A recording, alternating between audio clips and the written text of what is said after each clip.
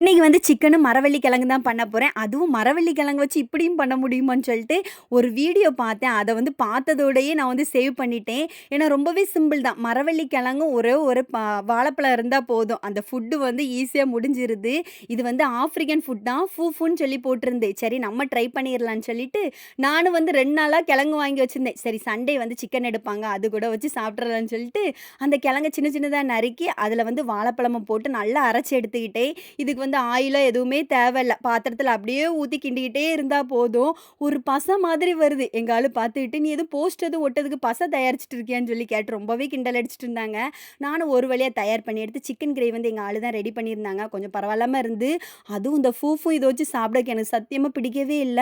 நான் நல்ல வேளை கொஞ்சம் போல எடுத்து அவிச்சு வச்சிருந்தேன் கிழங்கு வேற. அதையும் வச்சு சிக்கன் கிரேவி வச்சு சாப்பிட அவ்ளோ நல்லா இருந்துச்சுங்க. ஆனா அந்த ஃபூ வந்து எங்க வீட்ல யாருமே சாப்பிடலங்க. நான் மட்டும் ஏதோ கொஞ்சமா செஞ்சனால சாப்பிட்டேன்.